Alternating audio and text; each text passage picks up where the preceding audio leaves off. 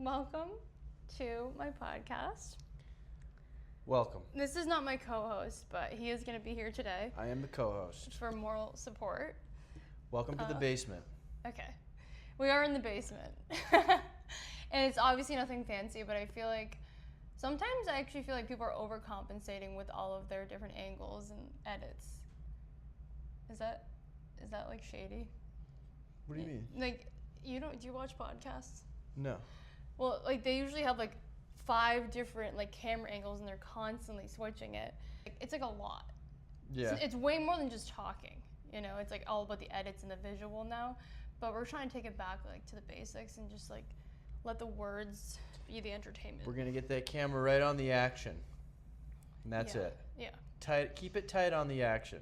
I'm also maybe just salty that I don't have all like the fancy stuff. One day we'll get all that fancy stuff for you. All right. Yeah, we gotta start somewhere. Okay, so today I thought we would just like answer really commonly asked questions. So I kind of just like summed everything up.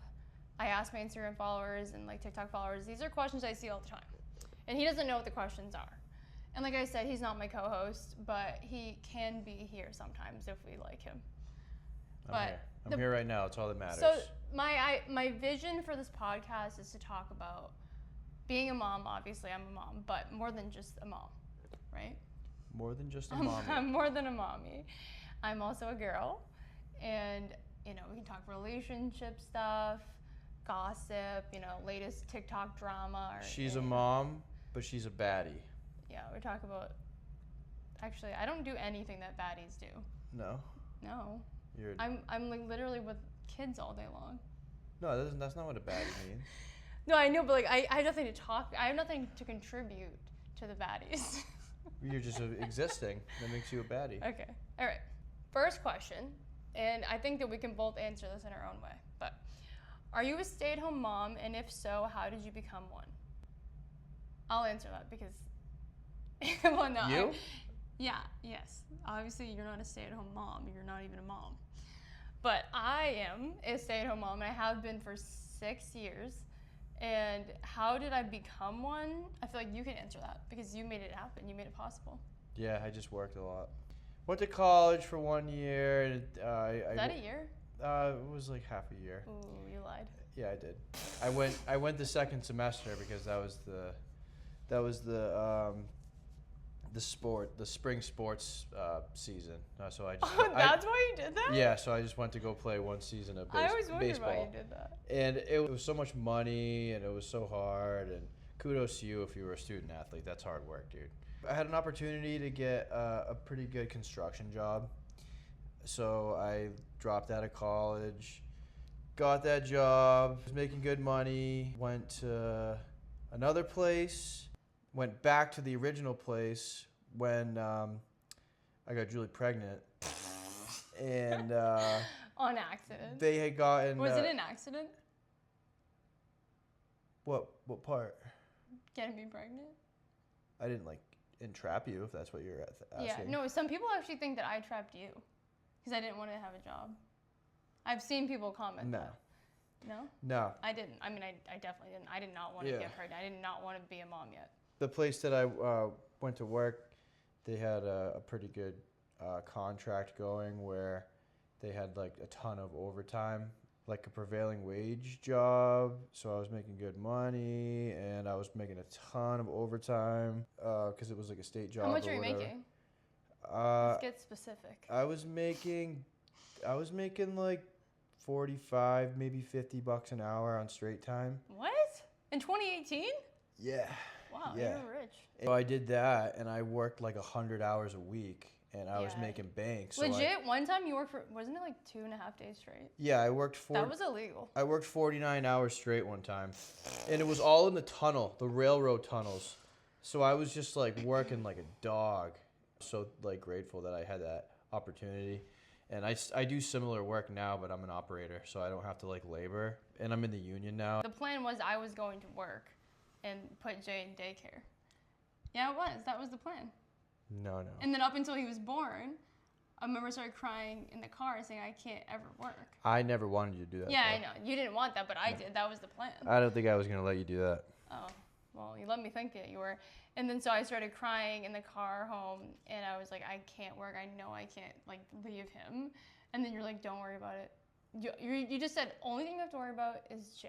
That's the only thing, and I'll take care of everything else. And that's exactly what I needed to hear, because I was so overwhelmed. Remember, I just cried the whole car ride home? Yeah. And he stopped at freaking Taco Bell. Yeah. And I was like having a literal crisis in the backseat. Like, what the fuck is going on? I was so overwhelmed. Like, I don't even know why. Like, postpartum is so weird. Each time with Jay and Rose, I was a mess. I just cried so much.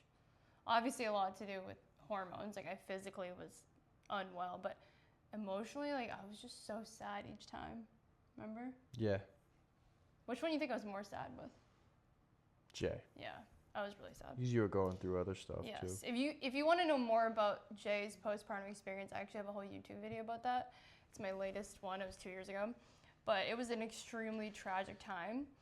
And it was probably hard for you too, but you didn't act like it. It was hard for you. Basically, my nephew died right before Jay was born, and he was also a newborn baby. So that kind of shifted everything. Like, I was just a mess all the time, and everyone around me was also a mess. Except for you. You were pretty good. You were pretty solid. I had to stay strong. Yeah, but were you actually okay? Like, what were you thinking when that happened? Were you worried for me? Yeah. Like, when I first told you about Julian dying, were you scared for me? Yeah. I was scared for me. Yeah, I felt wicked bad for you. I obviously felt bad for your sister, but Yeah. I felt really bad for you because you were like 2 months away from giving birth, and I'm like, oh, this is the only thing that's gonna be on her mind. Yes, it consumed my entire mind for about a year, about like how he died. I just thought Jay was also gonna die, and it like messed with my head so bad. I didn't sleep. I just did not sleep. I was obsessing over the fact that I thought he was going to die. Yeah. Yeah, that was tough. And like everything fell apart. Like my family fell apart. I fell apart. Jay was fine, but like I was so detached from Jay. Like I just thought he was gonna die, so I didn't see the point in attaching to him. You would wake up several times a night and just check on him and make sure he was breathing. Yeah, still. I wouldn't wake up. I would just always be awake. She wouldn't sleep. Remember that time you came downstairs? I just will never forget that. You came downstairs, you're like, what are you doing? It's 3 a.m. And I was like, I don't know what to do. I just didn't know what to do. I did not know how to be a mom. It didn't come all that easy to me. It took a while. And what helped was Jay growing a little bit, and like he gave me confidence because he was so happy all the time. Like I must be doing something right. He's so happy. He was so happy everywhere he went. He loved life so much, and he made me love life. He's always been a happy little guy, that guy. Jay is he was literally born different, and I don't even think it has anything to do with us. He's just very special. And I don't like to take credit, you know? Like, people say, oh, you're such a good mom, but it's like, he is also a very special kid. He's his own unique little character. And he also, like, I think we just gave him the space to be himself, is what we did. We didn't do anything special. That's facts. Okay, next question. Oh, do I recommend being a stay-at-home mom? Yes, of course. If you have a baby, I'm not trying to be, like, so, like, you know, conservative. Like, this is your freaking job. But I just think that it's beneficial for your child. If you can stay with them, of course it's going to benefit them. They need their mommy. And I think that I still need my mommy. I was actually thinking about this the other day because I have a friend who had a stay-at-home mom, Julia. And like she's one of the healthiest people that I know. And I feel like, I swear, it's because she had a stay-at-home mom. She has such healthy reactions to everything, all of her boundaries, like her emotions, everything makes sense, you know what I mean? Like the benefits to being a stay-at-home mom for your kid last for their entire life. They're astronomical. Yeah, I think about, I'm like, what would I be like if I had a stay-at-home mom? If I had a mom that was with me every day doing fun things, reading to me the first couple of years of my life, I would be a different person today. For sure. I have such broken mentality sometimes. Like my brain is broken, you know? Like my reactions to things are so weird. Yeah. Because I just feel like I just think when you have a stay-at-home mom, your emotional intelligence peaks when you have a stay-at-home mom. Something about the one-on-one time with your mommy. Mm-hmm. It's a gift that will last for a lifetime. Mm-hmm. We can see it in Jay and Rose. They have extremely high emotional intelligence. Like Jay will straight up just say, I'm jealous. Like I'm sad. You know, I'm tired. Rose literally is 1 year old and says, I'm tired. Yeah. Like, she's so straightforward. Yeah. Anyway, what are your screen time limitations with Jay and Rose, and how do you go about when friends and family are letting them watch screens? That's a good question, actually, because Sean used to not really agree with me, but I hope I kind of changed his mind a little bit. What about Rose? No, about like both of them. Screen time in general. Yeah, with you Jay don't and Rose. you don't want them to have too much screen time. Yes, well, with Rose, she doesn't really get any screen time anymore. Rose doesn't get any unless she's at my parents' house. Yep. My parents like to have a movie on in the background no matter what they're doing. And to answer that question, like, what do you do when other family does things different, or like your babysitter, your parents, or your in-laws? I feel like the only thing you really can do, well, first of all, you can't control grown people. Like, you can't tell them how to do, like, you can't micromanage them. And when I trust someone, obviously I trust them with my life. I'm literally letting Jay and Rose be in their presence without me. So I literally trust them with my life. So I can't be nitpicking on like what I want them to do. And yes, ideally she would have no screen time, but I'm not going to tell them they can't put their TV on. They're grown adults. They're in their house. Yeah. And I trust them. And like, it's actually surprising how much Rose doesn't, she associates TV with their house. Like, she doesn't even ask me to put it on here. No, because I think, well, I know that babies associate people with objects and things and music with places. She definitely associates TV with other people, and it's actually a good incentive to get her to like hang out with other people because she's very attached to me. So yeah, it's actually I obviously ideally she would never watch TV because I don't want her to, but I can't control other people, and it's never happened like where we go to someone's house and like for a play date and they're like on their iPad or something or like watching TV. That's never happened. I don't see the point in the play date if like they're just like staring at a phone or like a TV. So yeah, I would probably just like leave, honestly. I mean, that hasn't happened yet. Yeah. That's like Jay has never came across another kid like on their iPad or a phone. No. And like they have a lot of friends actually. Yep. That's never happened. And people ask that all the time, like, what kind of play dates are people having? Yeah, so Jay's 6, and obviously screen time can affect differently. He's like getting to the age where it's like there's like so many cool movies out there that like obviously like if you're like a movie lover like me, you just want to like show your kid all the cool movies that you've seen because it's like you're rewatching the movie for the first time when you're watching it with someone who hasn't seen it. At the same time, it's like, is this appropriate? Is it rated? Like, do I agree with the rating? Like, it could be PG-13, but there's nothing really scary about it. They might say a couple swear words that he probably already knows anyways. Yeah. But yeah, that's exciting if you have kids because you can like, like I can't wait to show him like the Lord of the Rings. And he's already seen all the Star Wars movies. Yeah. He watches TV when Rose is sleeping. Really. Yeah. She doesn't watch. They don't watch TV together. The last time they watched TV together was when we put up the Christmas tree, and Sean convinced me to let them watch Frosty the Snowman. Yeah. But if it were up to me, I would just be like, never. But Sean has seen for himself because he has tried to fight me on the TV with Jay, and he sometimes will let Jay watch a little too much TV, and he notices Jay acts different, right? Yeah. And Rose, she doesn't watch any TV, and people think it's like really hard and stuff, but at this point, we don't even think about putting the TV on with Rose. No. She just gets up and plays every day. It's not a struggle. After so long, you just kind of forget about the TV. Well, we took the TV out of the playroom too. Yeah. So that is like, and that's where all her stuff is. So she's in there and the we can't watch TV in there out of sight, out of mind. It's not nearly as hard as you think it is. I think it's actually easier to not do it because we're not dealing with any of the negative side effects that Rose would get from the TV. Right. Like, there's no tantrums over the TV.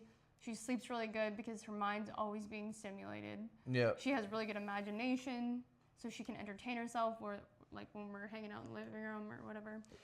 Yep. Then you, as a parent, you'll be less tired because when you watch TV, you like disassociate and you like get sleepy, and it's just there's so many more pros than there is cons. So that's a good point. Like, I also get benefits from not watching TV. Yeah, you do. I mean, but I don't even care about TV. You don't give a fuck about TV. I literally fucking hate TV. It's hard for me to watch a TV show. I hate TV shows. I can't get past the fact that they're all acting. That's my problem. If they're acting, I can't do that. Like reality shows like Mr. Beast, like we're literally obsessed with Mr. Beast. Mr. Beast. Mr. Beast is everything. Mr. Beast, you're everything. He set the bar like to the sky. Mr. Beast just dazzled me. We watched Mr. Beast because he comes on every Thursday now, and then we watched Hell's Kitchen, which also comes on every Thursday. That used to be our favorite show. Yes, and then the difference is just you can't even watch any reality. I show had so after much that. dopamine pumping from Mr. Beast. Beast. Mr. Beast pumped my dopamine so hard.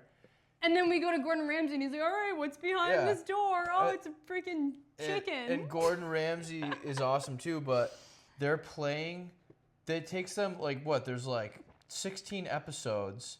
They have to endure all that stress, cook all that food, and when you win, you finally win. You only win like $250,000 and a job. It's like these people don't want a job. No, I know. Mr. Beast gives away that on the freaking every episode. Yeah, Mr. Beast is like, oh, here's $1 million, and he's like hands it out. Yeah.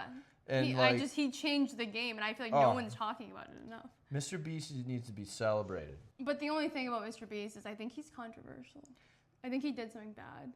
Who cares? I don't want to know. Okay. Mr. Beast or Santa Claus? That's the question. What? What do you like more, Mr. Beast or Santa Claus? That should be the question for I don't get people. that question. Well, I mean, Santa is like the man. He like passes He's out not presents. real. Well, Do you know that? Well, wait, are you serious? Okay, next question. What is the biggest pro and biggest... Wait, what did I just say? The biggest pro? Oh, yeah. What is the... What is the biggest pro and the biggest con to being high school sweethearts? Well, so we've been together for over 10 years. I don't think there is any cons with that. There's definitely cons. I don't see one. There's one con that I think we both can... What? I think we don't realize it, but I think that it's hard for us to not look at each other like teenagers sometimes. And like I don't look at you like a teenager. Well, no, like the way that we acted. Like it's hard for us to accept and respect each other who we are right now because we have so much past and we were together when we were literally kids. Whereas if I came along and met you right now, I wouldn't know any of that, and I would see you for who you are right now. Yeah, but that has nothing to do with being a high school sweetheart, because you can meet somebody when you're 30 and can completely change by the time you're 40, and it's the same thing. Well, I think the reason why it is high school sweethearts is because we were kids, so we didn't act anything like we do now. Some people grow up in their 30s, though. I know, but we were literally kids. Sometimes the memories are really good. There's a lot of good memories. Most of it's good. But there are things that I feel like hold us back from like 100% accepting who we are now. I don't feel that way. Okay. All right, well, what's the biggest pro? I know what the biggest pro is. You don't have to worry about like 5, 6 ex-boyfriends. We don't really have exes. No. I mean, do you have an ex? We have high school exes. That doesn't count. That's like high school. Who was your girlfriend? I had You had hoes. I had bitches. Who? High school bitches. Who? I'm not gonna say their names. Well, spell it. Wait, no, you don't have an ex-girlfriend. You do? Who? Yeah. Who? Remember I was dating her? Oh, her? That doesn't count. Okay. If you count that, then I can count. Like, I don't count that. I just said I don't count any of that. Okay. I just feel like you didn't have a long-term relationship before me. Did No. you? No. And you did, but that was like, you were a kid. Yeah, exactly. So it doesn't matter. So. She was literally. You can't be beefing with a 14 child. years old. Yeah. Who cares? Yeah, no, that's true. My biggest pro is that it's almost like it's the same thing as the con. Actually, it's like sometimes when I'm with you, I feel like a kid again. That's a good thing.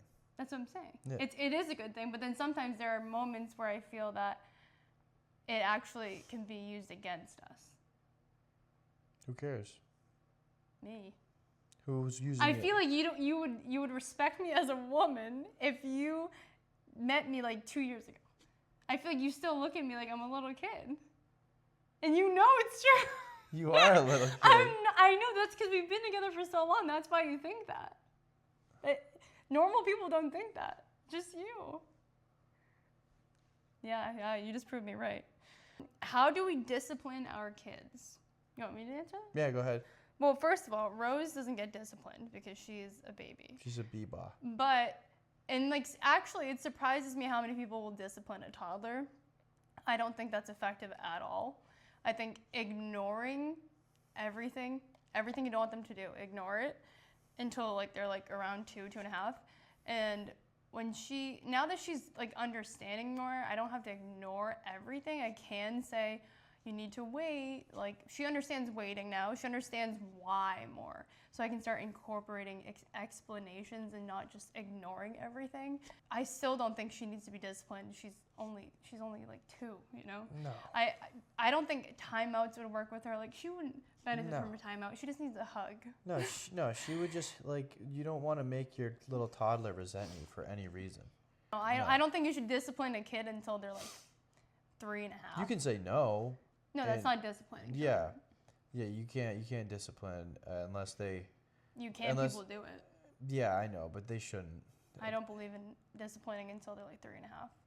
But, and then after that, the thing that works best with Jay, this is very Jay specific, and I think other kids specifically could use this type of discipline, but Jay, it really helps taking things away from him. If he doesn't listen, and taking things away from him helps him. Like, versus like punishing him, or like putting him in his room, or like making him do a chore. I don't think that's as effective for Jay, because when he thinks something's gonna get taken away from him, he will act right. Yeah. We don't really do timeouts. Like sometimes he needs space, but that's not really trying to discipline him. Like I genuinely just think he needs some space and I'll get over it. And like he just goes and hangs out in his room. But I don't know, but they don't really need to be disciplined that much. No, they're both good kids. Yeah. The thing about Jay is like when we're in the real world, like outside of our house, he's literally perfect. But then when we're home and it's just us, he has selective hearing. It's a serious condition where he doesn't hear, like he literally will just ignore us. Did you do baby-led weaning? Sean doesn't know what that is. Linguini. With Rose, yes. And something that made me feel a lot better about baby-led weaning is... What's that? Okay. It's when the baby leads themselves, they wean themselves from the bottle. So you give them food, you don't give them purees, you give them real food to eat, and they can wean themselves. So the baby... they can choose whether they want the bottle or the food. The baby... No. The baby leads themselves. Like, you're letting the baby lead. What? So you give them a bottle and food? No. Forget the bottle. I'm talking about food. Baby-led weaning is giving your kid a banana. Like, Why don't they just call it giving the baby food? If I were to give Rose a jar of baby food, right? Yeah. I'm feeding her the baby food. Versus if I give her a banana, she is eating. She's leading how much she wants to eat. Oh, you're supposed to do that.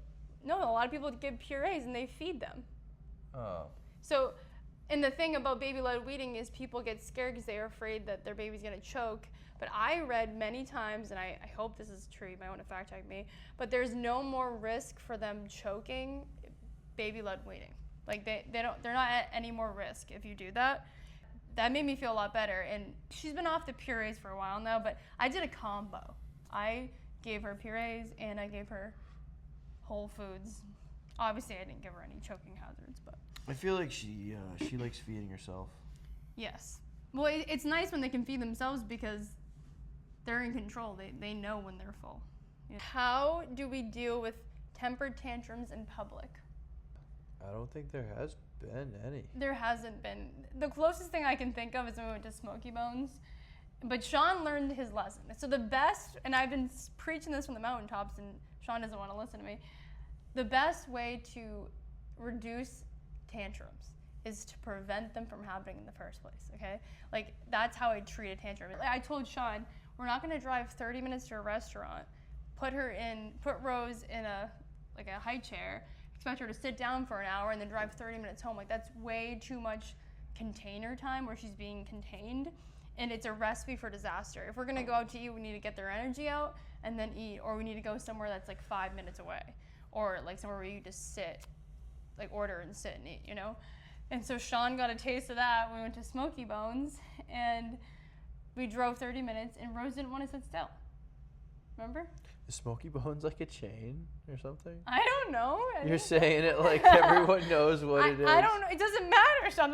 That's not the point of the story. Yeah, it wasn't even good. That's not the point of the story either. Smoky Bones was ass. Okay. It used to be good. Okay, but We went do you there. remember like what Rose was doing? Yeah, she was. She wasn't trying to sit. She was not trying to sit. She was trying to yell.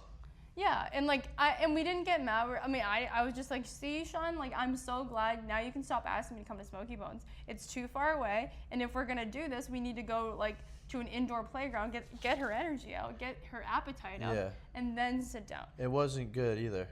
Okay, the food wasn't good either. Yeah. It was terrible. Smoky Bones, you need to step your game up. How do you make friends as a stay-at-home mom? Well, so I heard someone say one time actually, and this is very true. If you want to make friends, if you want to make more friends as an adult, go to the same place at the same time every week. And that's true. As a parent, I've made friends like through the park, like the library, like going to like Jay's activities. That's a really, really, really good way to make friends as a stay-at-home mom. Just go to the same place, same time, every week. And also take advantage of your man or whatever it is, whatever they are. Man, no, you're a man, but I mean like if it's a woman or whatever. Of your partner's friends. I've made friends through your friends' wives. Yeah. And I know a lot of people like that, like annoys people, like, oh, I don't want to hang out with your wife, but like I've made friends like that, and it's been, fun. How else have I made friends? Well, I have a lot of my friends are like from high school still, and they don't have any kids, and this leads me to my next question: How is it being a parent so young, becoming a parent so young? Yeah, it's tough.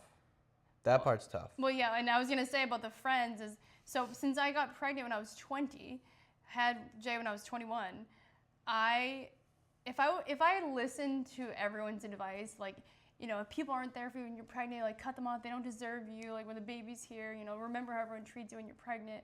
But it's like, if I did that, then I would have zero friends. I had to let a lot go because as a 20-year-old, you can't expect your friends to be like, treating you well as a pregnant woman. Like they didn't get it yet. They were in college. They couldn't even be there for me if they wanted to be. So it's like I had to let a lot of that go. Nobody really treated me. Nobody even hung out with me, honestly. Nobody asked me to hang out. That whole 9 months, I was hanging out with myself and you. And I was sad about it for a while, but I'm like, I could either forgive them and accept them like when Jay did come, or I could just never talk to them again. But it felt like I would rather have friends than no friends. And I'm glad I forgave the people that I did because they ended up growing up and now they are really good, solid friends and they love Jay and Rose. And if I cut them off, then I wouldn't have any friends, from high school. Yeah. And I had so many friends at my baby shower, and the friends that actually cared to meet Jay were like half of that. So, and then half of those friends kept up with Jay. And I could tell who was making the little effort I kept around. And I just had to remember, there was a time that I didn't know everything I know now, and they will understand someday, but I need to let a lot go right now. And they really did mature. When I had Rose 4 years later, my friends were all here. I remember they brought me chicken fingers, and they stayed the whole day, and that made my whole life. I'm like, oh my God, they were just so nice. They were just so much more mature. With Jay, nobody really cared to do that, honestly. It was just me and Jay against the world because you were freaking working all the time. And I just had to, Jay was my friend. Become friends with your baby. Yeah. But what was it like as a dad? Do you think you lost friends? Oh yeah. Yeah, I used to, I had a I used to, I had a squad, Yeah, he did. Had a pretty good sized squad. But I mean, I did enough, partying. What is we don't know. I did enough partying before Jay was born. I mean, well, the thing about men is I feel like you can't, they don't want to come hang out with you and your baby. No. That's hard for you. No, there's so many friends that I had that I haven't seen, and that's fine. I don't really care. But would you hang out with them now? Am I gonna hold a grudge, you mean? Yeah. No. No. Yeah, you're No, gonna let it go. no, I don't care. I'm not gonna like invite them to like a sporting event with me and my son, or like have That was so or like specific.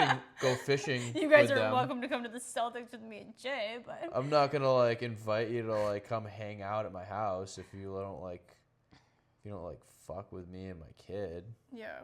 I remember when Jay turned 1, we invited like all of our friends, even like most of them didn't even meet Jay yet, but like we were so hopeful. We invited like so many people that we thought like, well, maybe they'll meet Jay at his birthday party. And like no one came. Like none of our friends came. And like that was really, really sad. And that's when we realized, wow, like people don't want to hang out with us because we have a kid. Yeah.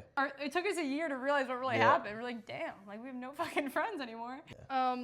Sleep training advice. This is a common question. People always like, you know, and I understand being a parent not sleeping, it's really, really, really, really bad. It's like literally a life changer when you can be a parent and also sleep at night.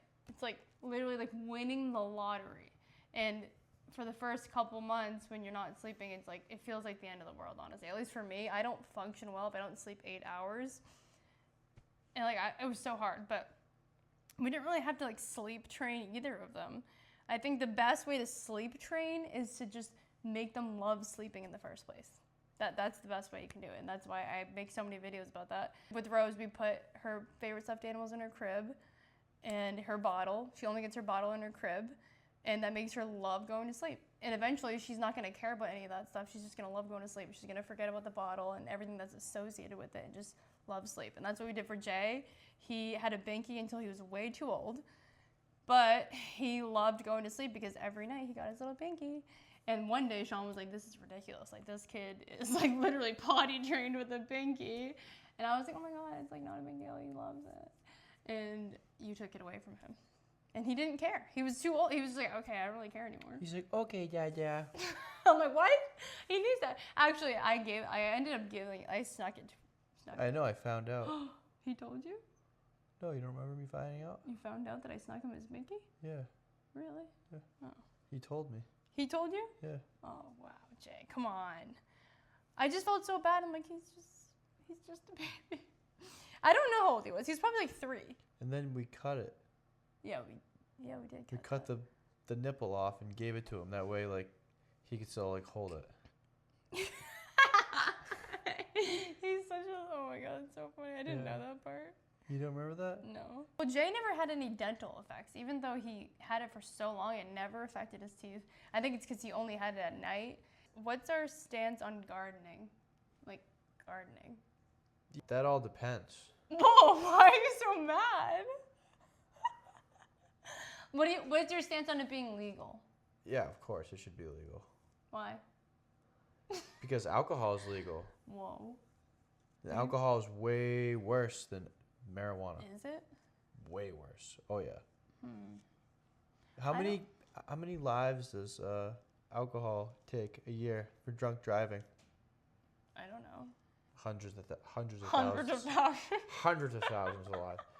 Weed doesn't. You can literally well, drive how do you know that? high. You can't even test if someone's high, though. So the statistic is not, you can't even get that statistic. You can't even test if they're high off weed. Well, trust me, you can drive when you're high. Okay, well, first of all, neither one of us garden, so. If you like have never smoked weed ever in your whole entire life, and then you like take like a dab off of like an oil rig and then go try to drive, yeah, probably not a good idea. But if you're like a stoner and you smoke all the time, you're probably gonna drive better after you rip a bowl than you would if you were like craving a freaking to smoke, you know? I don't think it should be. If you know, you know.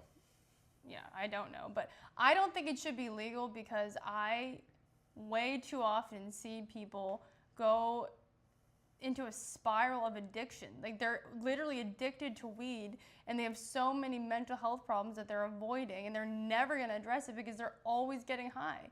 And I just think that, yes, there are people that can do it and be fine and they're just doing it for recreational purposes or like, you know, it helps them with their appetite or their muscles. But there's also so many more people that use it for all the wrong reasons and I hate to see it. I'm like, I just hate how you can just walk in and buy it like that now. Remember, like, buying it illegally was so much fun, too. And those kids can never do that. They're never going to be able to, like, meet up behind the gas station and, like, and like illegally buy weed, and like that was like really fun. Buying it illegally, yeah, it was. It's that better. was the whole point. It was better. They took away the illegal experience. Buying it illegally is better. It's better weed. It's not government regulated, so they don't have like all these like additives and like chemicals in it, and you're better off just buying good pot from Pot. What are you, 50? buying good kush from one of your buddies. Kush. Yeah. No, but still, like, you don't have to like hide it anymore. And I think that hiding was good for the kids because it's just too normalized out here. It's too normalized. I just feel that it shouldn't be legal. It's so expensive too at the dispensary. Like you go in there. The dispo? Like, the dispo is like you go in and it's like not even. The dispo. It all looks like crazy good weed. Well, it all looks like but fire it's kush, not. but it's not. It's not. It's like it doesn't get you like nearly as high. How do you know that, John? If you don't do it. I have a friend that like really like told me all about this kind of stuff. So. How do we deal with toxic in-laws? Toxic in-laws, in-law parents. Yes. We don't have to. We don't have toxic in-law parents. And this is a question that I get all the time. Like I got so many people asking this, but we don't. I mean, if I have a problem with Sean's parents, it's only ever happened like a very handful of times because they're like just amazing and they're very helpful. They're perfect grandparents. There's been a few things that I just address. I'm just straightforward with them. And I think at first they were a little like caught off guard with that, but now they know it's like me and they don't get upset and they're happy to communicate. And I think they do the same. I mean, they don't really have a problem with me. There's actually been comments that I see that Sean's family hates me. Oh, really? Yeah. Do you think that's true? No, they love Well, I Julie. think we know that they're obviously referring to your sister, but that's not your whole family. No. So Sean's sister, we haven't talked to her in like 2 years, and we just she was toxic. Like our relationship with her was very toxic. Like the reason I had to stop talking to her is because she would make comments to put me down in front of Jay, and Jay was like so conscious at this point. Like he was like 2.5, so he was starting to understand. So I had to stop being around her, and these comments were going on for years and years and years and years. Like literally ever since I've met Sean, it was like almost 10 years of comments I was receiving from her, just putting me down all the time. And there would be like, political arguments. It would just get so crazy. So we stopped talking to her, but we like to think that she's different now. So I don't know. We don't know her anymore. It's been so long. Now you're just somebody that I used to know. So in other words, we don't deal with toxic in-laws. We just don't. We just lucky. Cut it off. No, as in like we cut them off. We didn't get too lucky. I didn't get that lucky in your in-law department. I mean, I did with your parents, but like... You did. But not with the sister-in-law. No. I wish I had a sister-in-law I could like hang out with and like have fun with. Like that would be so much fun. Well, you have 2 sisters. I know. So you don't need that. I would like one more. It would be fun. And like for a while, actually, we were like that. Me and your sister. Maybe someday. We did get along. We got along. Maybe one day. I really, really doubt that. I doubt it too. How has social media affected your life? Social media has affected my life. Has it at all? Yes. And good or bad? Good. Really? Yeah. Because Julie is a little superstar on her little TikTok. And she's a star. She's a Watashi Wasta. That's Rose's like favorite song. Yep. And yeah, so that's cool. And she makes a little bit of money, and I don't have to work as much, and I can take a little bit more time off, and everything's cool because of that. So yeah. Has it impacted negatively at all? Nope. 0 negative side effects. The dynamic's a little different. Between me and you? Yeah. Just because you like... I think I'm more confident now. You're more of a know-it-all now. Okay, Sean. Come on. You asked. No, I know, but the know-it-all is a little mean. Well, yeah. Okay. That's how I feel. Okay, well, that's how I feel. But I feel like, so before social media, in my head, there was a power dynamic between me and Sean, and that he had all the power and I had zero power because I didn't make any money. No matter what, I could not get out of my head that I had no power, you know. And I think I know a lot of stay-at-home moms feel that way because I talk to them all the time, and they always tell me that, like, I feel like I wish I had my own thing going. I feel like he gets to control my life, and even though he doesn't say anything, it's just like this unspoken thing that you feel. That wasn't true, though. No. You never did anything to make me feel that way. It only existed in my head. But stay-at-home moms feel that way no matter what, no matter how. Like, anytime I wanted to do anything, you would give me money. Like, you would never give me a hard time. You'd always watch Jay. I just felt that way. But after TikTok, after Nikki the Boss, it wasn't even just like about the money. It was just like I had something to do, like something, like a little side gig to like focus on that was outside of being a mom, because at that point Jay was 2.5, so like he didn't need me as much as he used to, and it was nice to just focus on something else. So it gave me more confidence, because I didn't think I was a good mom. Like I didn't think anything of being a mom. I was just momming without knowing anything. I thought every kid could say Nikki the Boss. I didn't think he did anything special. But apparently he did. And I know that now. I do think he is special for saying Nikki the Boss. Yeah. It's only affected my life positively. I have had zero negative side effects from this. And I know people say like, oh, the hate gets to me or whatever. The hate has never gotten to me because I have been hated. I've been hated in real life before. Like, one of the questions I didn't read was, were you a mean girl in high school? Because that is the rumor, that I was a mean girl. And I don't think I was, but I think people were mean to me and I had to survive high school. So I had to be mean back. And high school gave me really thick skin, like really thick skin. So like anything that people say on TikTok doesn't bother me at all. I've heard way worse. People on TikTok are nice compared to the things people would say in high school. And I also had 2 sisters that were like really hard on me. Sean went to high school with me, Yeah. and he can attest that he never saw me be a bully or anything. Julie was not a bully. When I think of myself in high school, I think of a very lost person. Like, I was so lost, especially before you. I did this thing where I literally would have taken any attention I could have got. I just did anything for attention. I would say things, like ridiculous things for attention. I would do things for attention. And that was because I was a child that was extremely lost, and I wasn't happy at home. I didn't have a functioning family. Mm-hmm. So I acted out in ways at school. Yep. Very strange ways. All right, well, that's all for today. Next time, we're going to be here next Sunday, so please subscribe. Am I going to be here? No, you're not here next Sunday. I didn't do good? No, you did good, but I don't think you're any more use to me. No, I'm just kidding. But sometimes we just need, like, we just don't want, like, the masculine energy. You're too masculine. Am I, though? Yes. We want, like, sometimes just, like, it's girl stuff. But I do want to do this thing where I explain TikTok drama to you, or, like, any type of drama, and, like, you give your opinions on it. Okay. So that'll be a segment, is Spill the Tea with Sean. With Shawnee. Spill the Tea with Shawnee. Please subscribe, and I hope you enjoyed listening. Give him a kiss. Give me a kiss. Mwah. Whoa.